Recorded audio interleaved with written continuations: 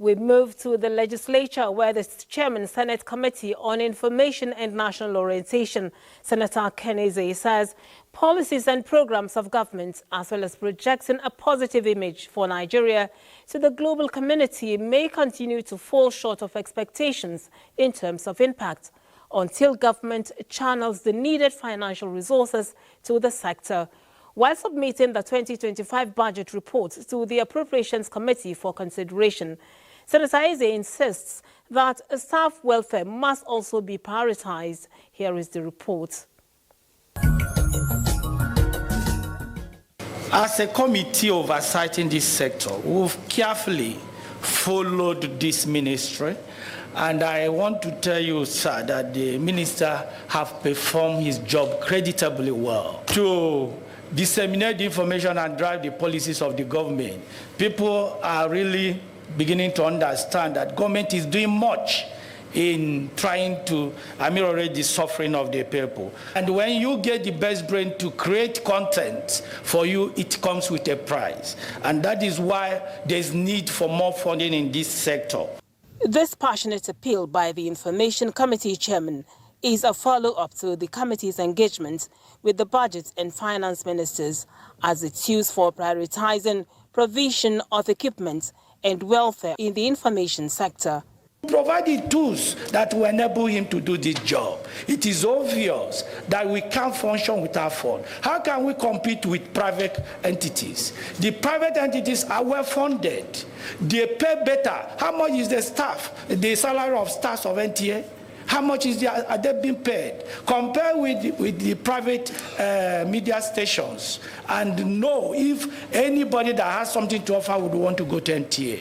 That is why they have the best brain to create the content. It is for a fee. And that's why we are here before this committee to ask that these agencies be properly funded. Other chairmen of standing committees in the Senate took turns to appeal for improved funding, including Chairman, Senate Committee on Atomic Energy, Senator Sahabi Ya'u, who said Nigeria is under threat and urgent measures should be taken. There is the threat of nuclear radiation, and the agency needs about 9 billion naira. If you want documents in support of these warnings from these international agencies, we can provide them. Anything that has to do with radiation is put under control. How do we diversify in Nigeria, in our circumstance, without adequate appropriations for solemn minerals? Those involved in this illegal mining, they use choppers. They procure arms exactly the same way as our military were doing in the South. They give them arms.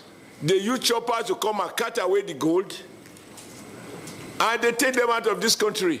Forest jobs alone is a nightmare. I'm speaking the mind of Nigerians. We are crying to this committee to look critically into funding FEMA.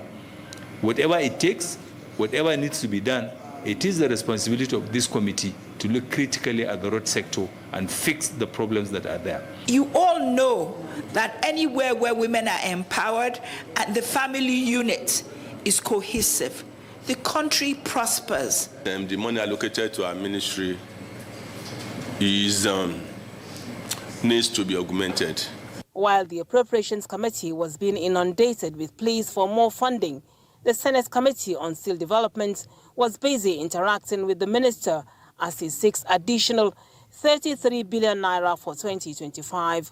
This proposal outlines a strategic approach to revitalizing the steel sector, an essential driver of Nigeria's industrial and economic growth. Come up with supplementary, when supplementary comes. By then, you have the feasibility, the technical audit report at hand.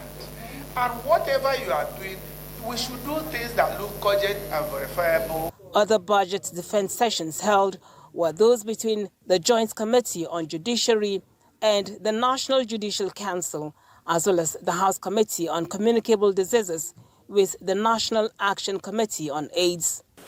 I want to urge this committee, like you've always been doing to us, consider an increment in our budget so as Nigerian judiciary to function efficiently and effectively?